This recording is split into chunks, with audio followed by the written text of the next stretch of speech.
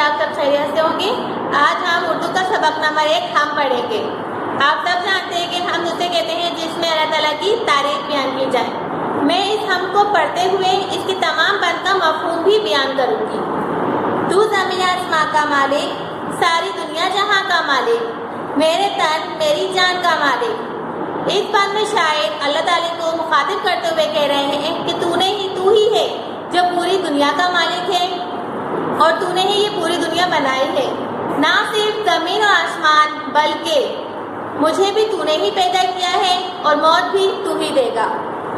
آسمان پر جو چاند تارے ہیں تو نے ہی یہ نقش سب سوارے ہیں، تیری قدرت کے سب نظارے ہیں۔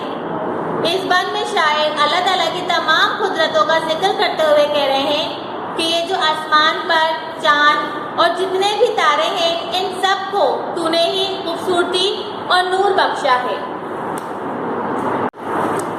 بھولے بھٹکوں کا رہنما تو ہے، نا امیدوں کا آسرا تو ہے، سب کے دکھ درد کی دوا تو ہے۔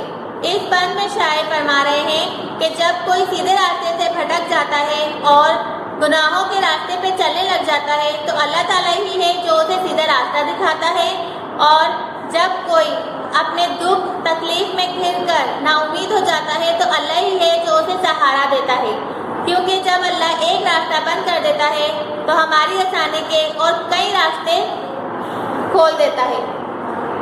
اپنے دکھ سب تجھے سناتے ہیں، تیرے آگے ہی سر جھکاتے ہیں، تجھ سے دل کی مراد پاتے ہیں۔ اس بات میں شاعر کہہ رہے ہیں کہ جب انسان بہت زیادہ دکھ اور تکلیف میں ہوتا ہے تو اللہ تعالیٰ سے ہی رجوع کرتا ہے اور اللہ تعالیٰ کے سامنے ہی اپنا سر جھکاتا ہے اور اپنے سارے گناہوں کی معافی مانگتے ہوئے اپنے دکھ اور تکلیف کو دور کرنے کی دعا مانگتا ہے، اور اللہ تعالیٰ اس کے سارے گناہوں کو معاف کرتے ہوئے اس کے دکھ تکلیف کو دور کرنے کی دعا قبول کر لیتا ہے، کیونکہ اللہ ہی ہے جو ہم سب سے بے انتہا محبت کرتا ہے، کیونکہ اللہ بہت رحم دل ہے، اور اللہ وہ ہے جو انسان سے 70 ماؤں سے بھی زیادہ محبت کرتا ہے۔ امید ہے آپ کو یہ سبق اچھے سے سمجھ میں آ گیا ہوگا۔ السلام علیکم۔